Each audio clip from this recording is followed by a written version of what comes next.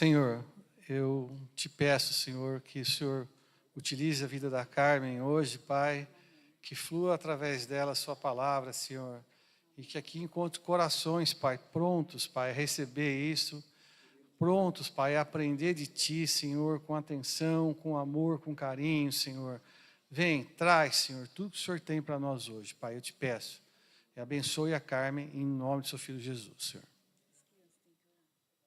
Pai, também nós pedimos, Senhor, que dê bênçãos, protejam, Pai, levando cativamente dessas crianças para Ti, Senhor, e que elas no dia de hoje tenham um pouco mais, um pedaço mais de conhecimento daquilo que o Senhor tem para a vida delas, Pai. Amém, Senhor, em nome de Jesus.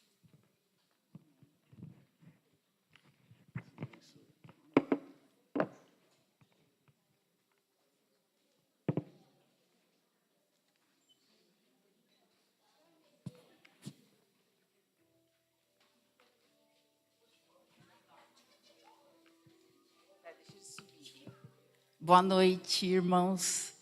Boa noite, igreja. Que Deus nos abençoe.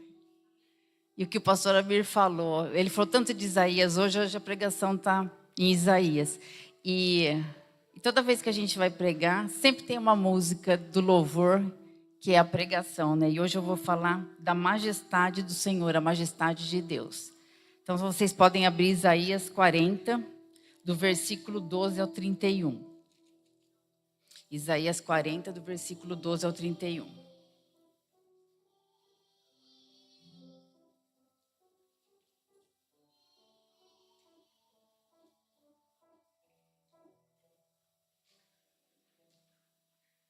Acho que já abriram, né? Como o pastor Amir estava falando, Isaías, ele viu a glória de Deus. E Isaías, eu gosto sempre de... O que eu vou pregar, eu dou uma pesquisada no tempo que foi escrito. Eu gosto de ver certinho o tempo da história. Então, Isaías, ele viu a glória de Deus. Isaías aqui era o profeta mais messiânico da Bíblia. Porque se você ler Isaías do capítulo 1 ao 66, ele vai falar das revelações do futuro. Ele vai falar de Jesus. Então, ele é o mais messiânico dos profetas. E o que ele falava aqui? Como profeta, ele profetizava na cidade, ele era o profeta pré-exílio. Porque o povo judeu já estava quase indo para Babilônia, para ficar no cativeiro. E o que ele pregava? O arrependimento. Como sempre, como a gente sempre vê os profetas pregando, o arrependimento. Arrependei-vos dos maus caminhos, para com a idolatria, para com deuses pagãos. E o que eles estavam fazendo também? Se associando a nações que eram pagãs. Então eles estavam sempre associando, sempre desagradando o coração de Deus. E daí Deus usa Isaías para falar tudo isso. Para com idolatria, para com as alianças pagãs e que tem arrependimento. E se não tiver arrependimento, tem o juízo. Nós sabemos que Deus é pai e o pai corrige o filho. Então, eles estavam naquela idolatria, eles foram comparados até no primeiro capítulo de Isaías com Sodoma e Gomorra, então estava uma perdição. Então Deus falou através de Isaías, se arrependem, mas ninguém estava se arrependendo. Então veio o juízo. Eles ficaram 70 anos no cativeiro na Babilônia. Só que aqui o que eu vou pregar é no capítulo 40, a partir do versículo 12, que fala da majestade do Senhor. Mas um pouquinho antes, ele fala aqui, Isaías, no capítulo 40, versículo 1. Consolai, consolai o meu povo, diz o vosso Deus. Falai no coração de Jerusalém.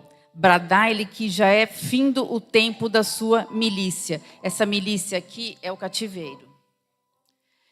Que a sua iniquidade está perdoada e que já recebeu em dobro das mãos do Senhor por todos os seus pecados. Então, o que acontece com Deus? Ele sempre avisa, arrependei-vos dos maus caminhos. E o povo judeu, isso serve para a gente também, a gente às vezes não se arrepende, continua nos maus caminhos e daí vem o juízo. Só que a gente tem um pai misericordioso, amoroso, que aqui ele fala, consolai, consolai o meu povo. Então o que ele está falando? Que ele vai trazer de volta. Então é um pai que abraça, que quando você se arrepende, ele abraça, ele perdoa. E, como sempre, nós, mesmo sendo o povo de Deus, a gente falha, a gente vai por caminhos que não agradam o Senhor, e daí vem o juízo, mas o Senhor sempre tem a recompensa, a vitória para todos nós. Então vamos ler agora a partir do versículo 12.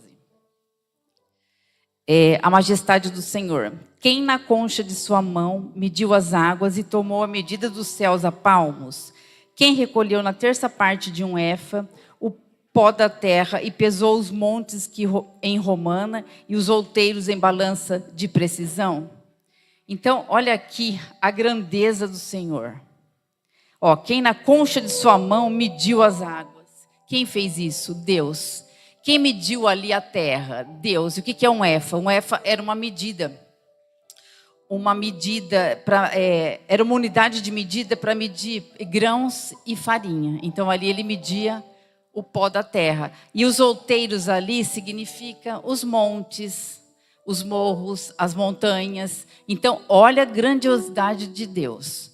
Daí eu estava vendo, a gente tem cinco mares, 5 oceanos, que é o Pacífico, o Índico, o Atlântico, o glacial ártico e o glacial antártico. Então imagina a extensão de tudo isso. E Deus pega assim, na palma da mão. Então imagina o tamanho de Deus. O tamanho do nosso Deus. Isso aqui tocou muito no meu coração, porque aqui o profeta Isaías está falando, olha a grandiosidade de Deus. Ele está falando assim, mesmo vocês pecando, vocês ficaram no cativeiro, mas agora vocês vão retornar e Deus recebe com amor. Então, e outra coisa, não interessa o problema que a gente está passando. Qualquer problema, às vezes a gente tem um processo na justiça, às vezes tem uma separação na família, às vezes está com problema com o filho, às vezes está com problema no serviço. E a gente fica naquele desespero, mas olha aqui, o nosso problema é desse tamanhinho para Deus. Então o que Deus toca no coração da gente nessa noite? Eu pego na palma da minha mão, eu vou medir o mar. Eu vou medir o pó da terra, os morros, as montanhas, tudo com essa medida que eles falam de uma balança romana, que era tudo medidas de peso de antigamente. Então para ele não é nada. Então os problemas que a gente tem, para Deus não é nada. E o que Deus toca no nosso coração? Para que a gente viva na presença dele e confie nele. Então, problemas eu estava passando, quando eu recebi essa palavra, sim, estava passando por problemas. Estava nervosa, pensando um monte de coisa, mas Deus fala, olha o tamanho do seu problema dentro da minha dimensão. Não é nada. Então Deus fala para a gente, olha a minha grandeza, Ele está em todas as partes, todas as partes. Aquela passagem mesmo que você subir ao céu, se você descer ao mar, se você for no fundo de uma caverna, se você ficar trancadinho num cantinho, Deus sempre vai estar ali te vendo. Porque que o nosso Deus Ele é onipotente, porque Ele é o Todo-Poderoso. Ele é onipresente, Ele está em todos os lugares ao mesmo tempo. E onisciente, Ele tem toda a sabedoria, Ele sabe todas as coisas. Então a gente tem um Deus perfeito. E o que eu vejo nisso? E muitas vezes a gente esquece, é o que ele está falando aqui, para o povo judeu. Muitas vezes a gente esquece do poder desse Deus. E se a gente voltar aqui no capítulo 1, quer ver? Nem precisa ir, eu só vou ler a passagem do capítulo 1. Aqui, o capítulo 1. O boi conhece o seu possuidor e o jumento o dono da manjedoura. Então, o que ele quer dizer? Que o boi e o jumento sabem quem dá comida e quem cuida dele. E muitas vezes a gente não.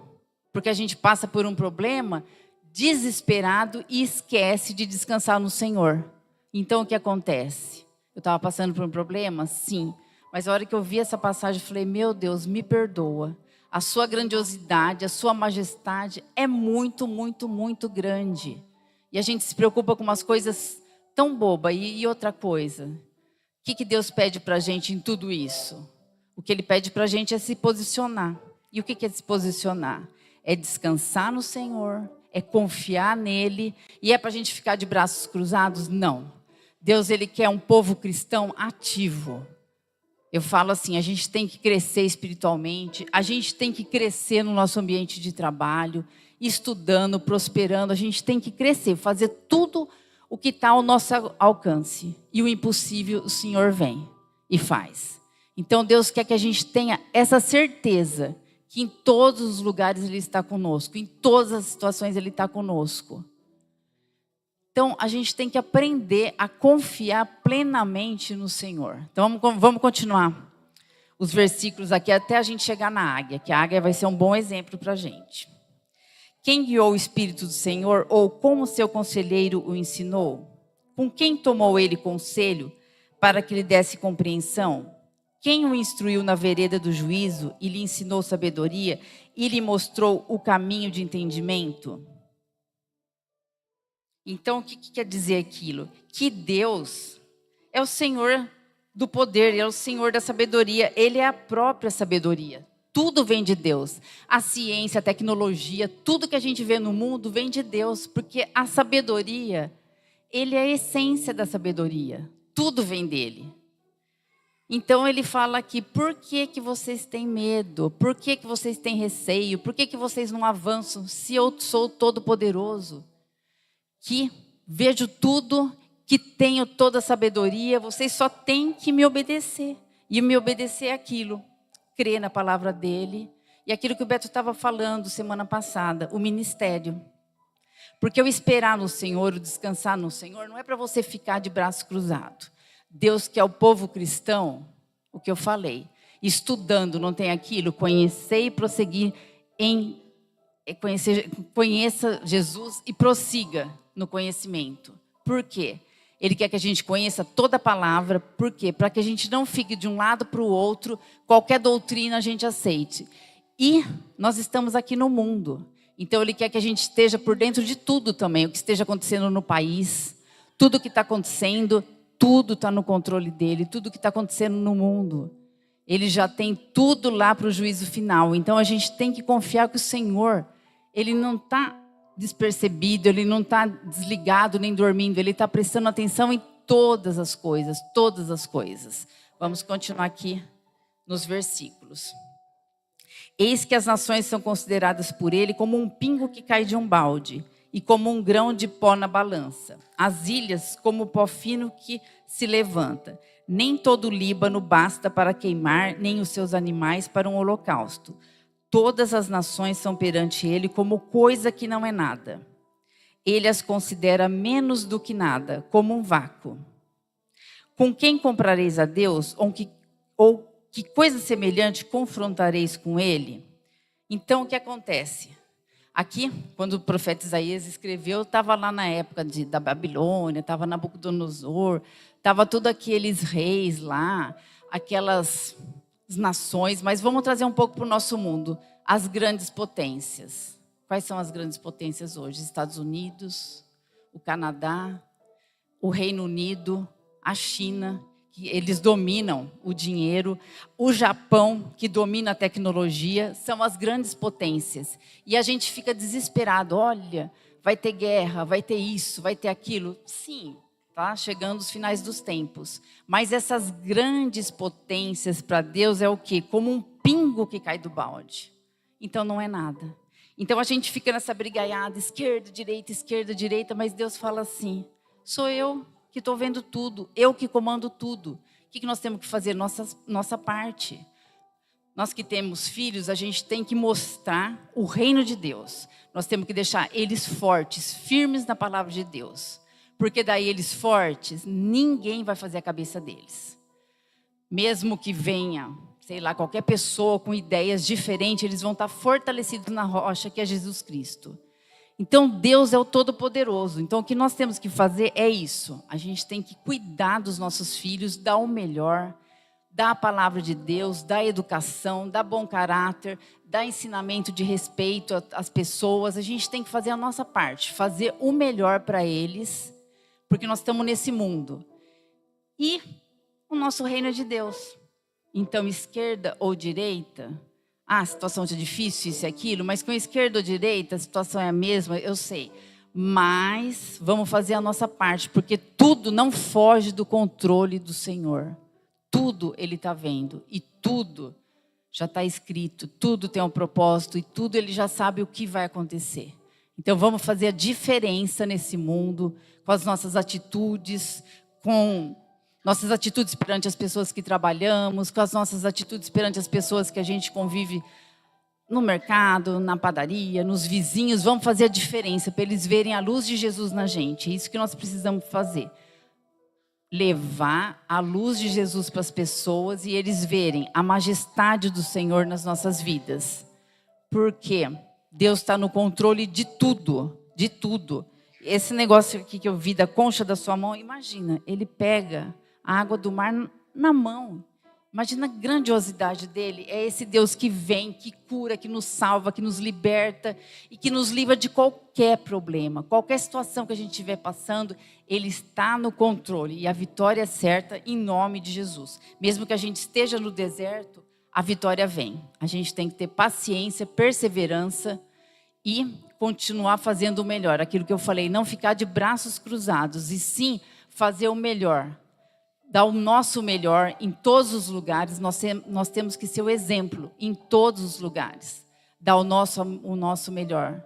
Nós temos que ser pessoas que eles olhem e falam, olha, essa pessoa é correta, ela honra as suas contas, ela respeita as pessoas, ela faz a diferença. Então é isso que nós temos que fazer. Deus fala, eu estou no controle. Através dessa passagem é o que o Espírito Santo tocou no meu coração. Deus falando, eu estou no controle de tudo. Eu estou em todas as partes e eu estou vendo tudo o que está acontecendo. Aqui no Brasil, no mundo, em qualquer situação. Vocês façam a sua parte. Cuida dos seus filhos, cuida das crianças e façam o melhor, que eu estou vendo tudo.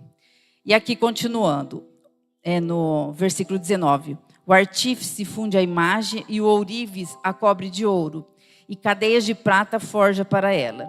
O sacerdote idólatra escolhe madeira que não se corrompe e busca um artífice perito para assentar uma imagem esculpida que não oscile. Acaso não sabeis, porventura, não ouvis? Não vos tem sido anunciado desde o princípio? Ou não atentastes para os fundamentos da terra? Ele é o que está sentado sobre a redondeza da terra, cujos moradores são como gafanhotos. É Ele quem estende os céus como cortina e os desenrola como tenda para neles habitar. É Ele quem reduz a nada os príncipes e torna em nulidade os juízes da terra. Então essa parte aqui, é Ele quem reduz a nada os príncipes e torna em nulidade os juízes da terra. Vai em encontro àquilo que eu estava falando dos países, as grandes potências, o que está acontecendo no Brasil, o que está acontecendo no mundo.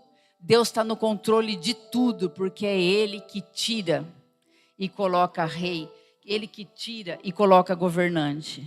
Eu até anotei o que o Beto também falou na semana passada, Isaías 33, 22, porque o Senhor é o nosso juiz, o Senhor é o nosso legislador, o Senhor é o nosso rei. Ele nos salvará. Então é aquilo. Deus está em todos os lugares. Ele está no judiciário, no executivo e no legislativo. Então a gente não tem que temer. A gente tem que se firmar. Fazer que nem Josafá. Lembra Josafá? Você tem que se posicionar porque Deus que vai pelejar por nós. Nós temos que nos posicionar. Nos posicionarmos é isso. Mudar nosso caráter, nossas atitudes, cuidar dos filhos da melhor forma possível, passando tudo isso para os filhos. Essa parte aqui também é o que Deus tocou muito no meu coração. Porque filhos, eu estou falando aqui porque aqui tem muitos pais com filhos novinhos. Filhos, não adianta você falar, eles vão guardar o que você faz. Então fala, mas faz o que você está falando. Porque o exemplo fala mais alto do que a palavra. Então, pais novinhos, mães novinhas, vocês tenham atitudes, porque eles gravam tudo. É só a gente voltar no passado e lembrar da gente, como que a gente era. A gente gravava tudo que o pai e a mãe falavam. Então é isso. Então, que Deus fala, que está falando nessa noite é isso. Eu estou em todos os lugares, mas vocês não fiquem de braços cruzados. Esperar em mim é ter paciência com o meu momento, o momento que eu tenho meu propósito, que eu vou cumprir uma coisa ou outra na vida de vocês. Mas vocês façam a sua parte, façam o melhor.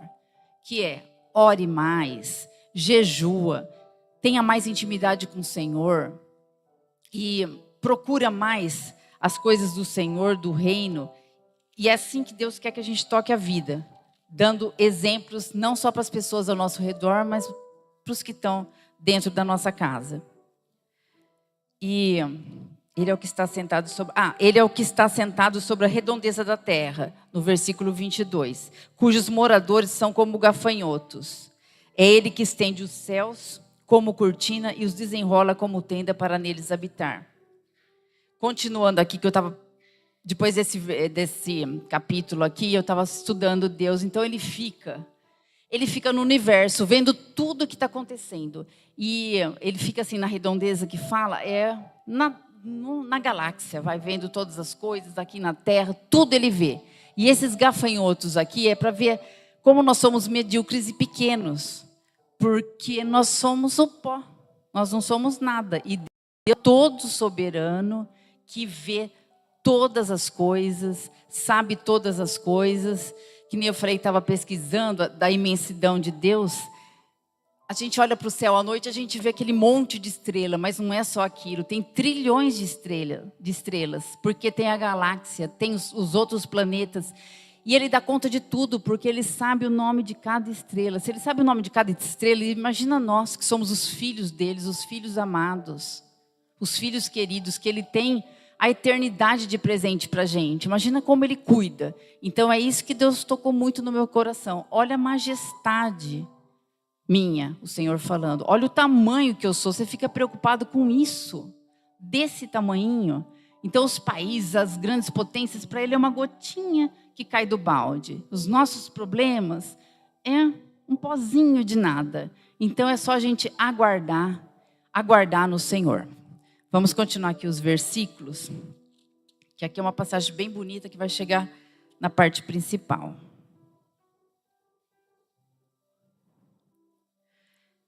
É ele quem reduz a nada os príncipes e torna em nulidade os juízes da terra. Mal foram plantados e semeados, mal se arraigou na terra o seu tronco, já se secam, quando um sopro passa por eles, e uma tempestade os leva como palha. A quem, pois, me comprareis para que eu seja igual? Diz o santo. Aqui o santo, Isaías chama Deus de santo. Toda passagem aqui que ele fala de santo, ele está falando do Senhor. Então, todas as vezes que a gente vê o santo de Israel, ele está falando de Deus.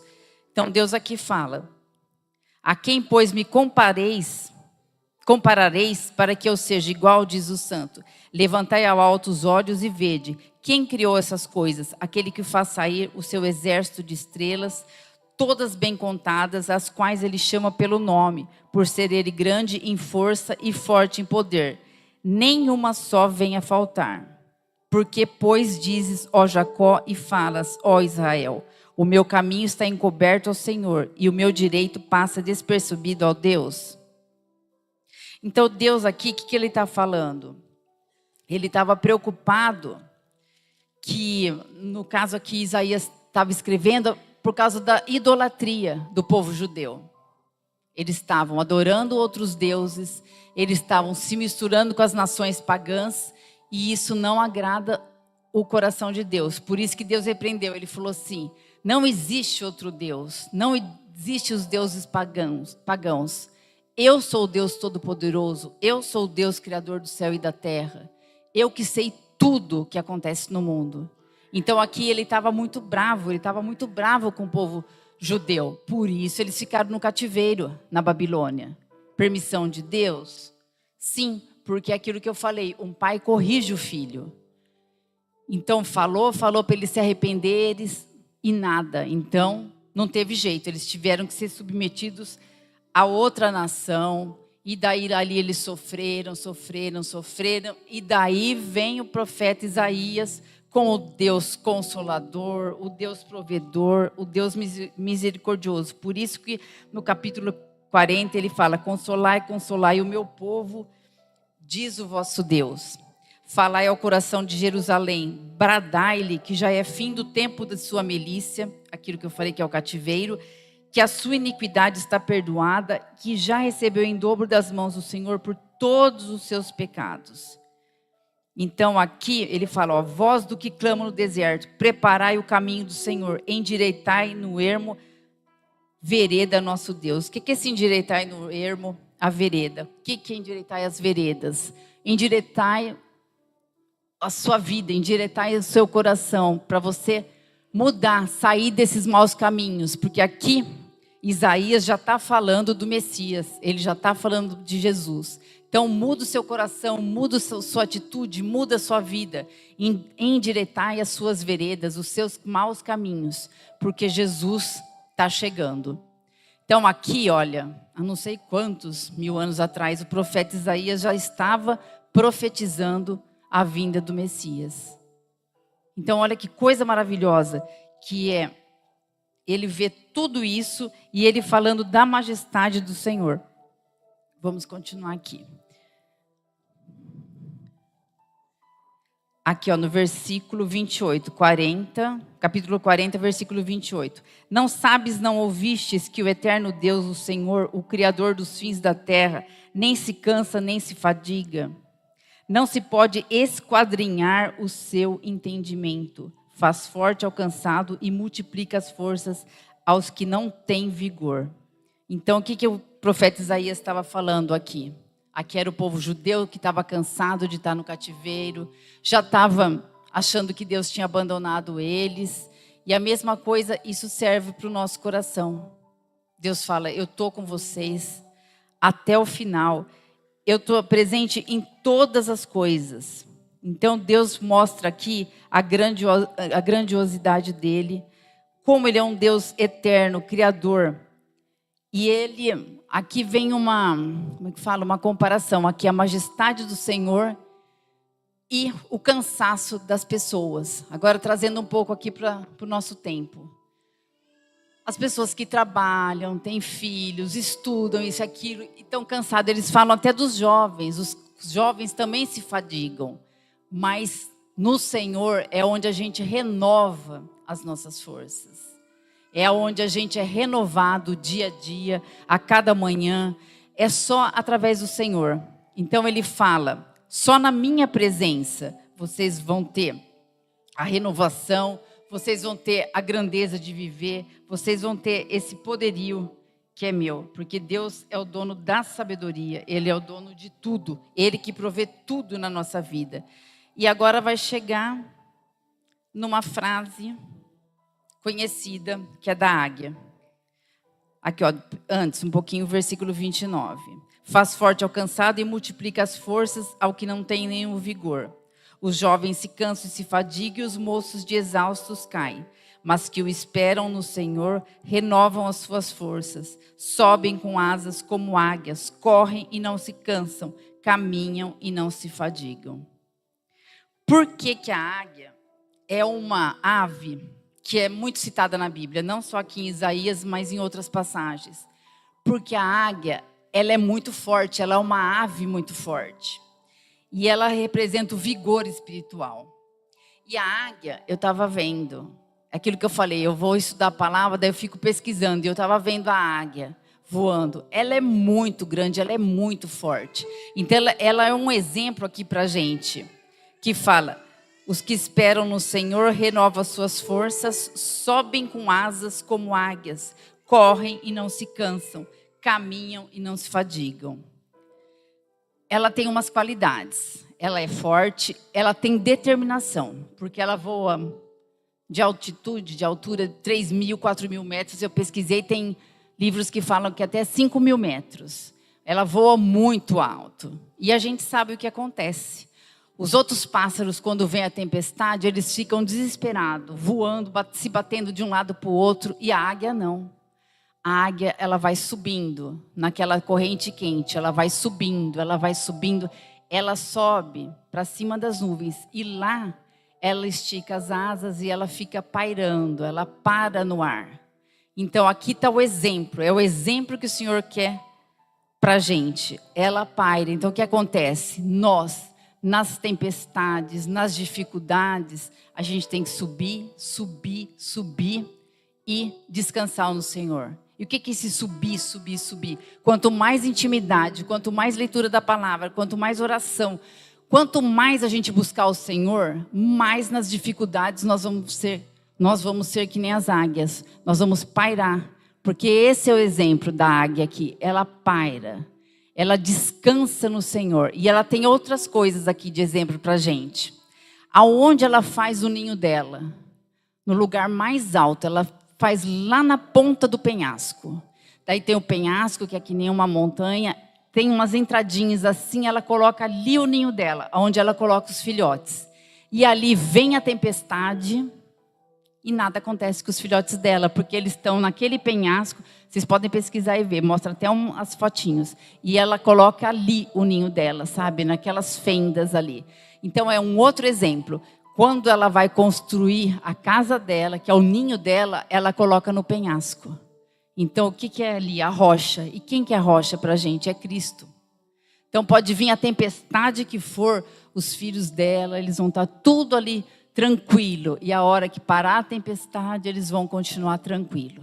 E outra coisa que eu também achei interessante, que é isso, para esse mundo nosso, além dela colocar lá o ninho no penhasco, naquela fenda, são os filhotes, então são os nossos filhos. Ela leva naquele lugar alto, longe dos predadores. E quem são os predadores no mundo atual? Os pedófilos, as pessoas que desejam mal para os filhos, os drogados, os traficantes que querem laçar nossas crianças. Então é um exemplo aqui que Deus coloca. Porque quando Isaías escreveu, já vinha essa mensagem para a gente. Então Deus coloca isso, seja como a águia, constrói a sua casa na rocha e põe os seus filhos bem no alto. E o bem no alto é isso, coloca eles cada vez mais na intimidade do Senhor. Bem no alto, quanto mais a gente puder levar a palavra de Deus, mais os exemplos bons, mais as coisas boas de Cristo para os filhos, mais eles vão estar fortalecidos na rocha e mais eles vão estar longe dos predadores, que é aquilo. Os traficantes que ficam nas escolas, tráfico de crianças, esse monte de coisa, essas barbaridades que a gente ouve também, pessoas falando para os nossos filhos.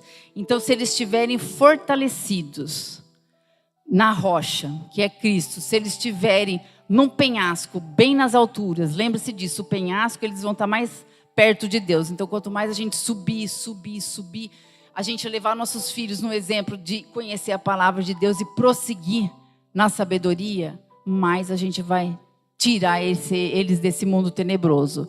Porque qualquer pessoa que chegar perto deles e der alguma coisa na mão deles, uma balinha, alguma coisa que tenha, sei lá, droga, alguma coisa, eles vão chegar e falar: pai, mãe, olha aqui o que aconteceu. Porque eles estão alicerçados na rocha, que é Cristo. Eles estão alicerçados na palavra de Deus, eles estão alicerçados nos exemplos nossos. Então essa águia aqui, o exemplo dela é tudo que Deus quer para a gente. E para nós cristãos. E nas tempestades é aquilo. Então eu aprendi, eu estava passando por uma tempestade, a hora que eu vi essa palavra que o Senhor foi dando no meu coração, o que eu fiz? Comecei a buscar o Senhor, buscar o Senhor, buscar o Senhor. E o que acontece quando a gente busca o Senhor? Vai passando, a tempestade vai passando. Quanto mais a gente busca, mais o Espírito Santo vai entrando no nosso coração, mais as coisas vão se resolvendo e de repente tudo passa. Porque o deserto é passageiro. O deserto é para a gente aprender a confiar no Senhor, aprender algumas coisas que o Senhor quer corrigir em nós, mas o deserto é passageiro. A gente tem que passar pelo deserto. E depois a gente volta para a bonança, que é a tranquilidade e a paz do Espírito Santo. Então esse exemplo da águia tocou muito no meu coração.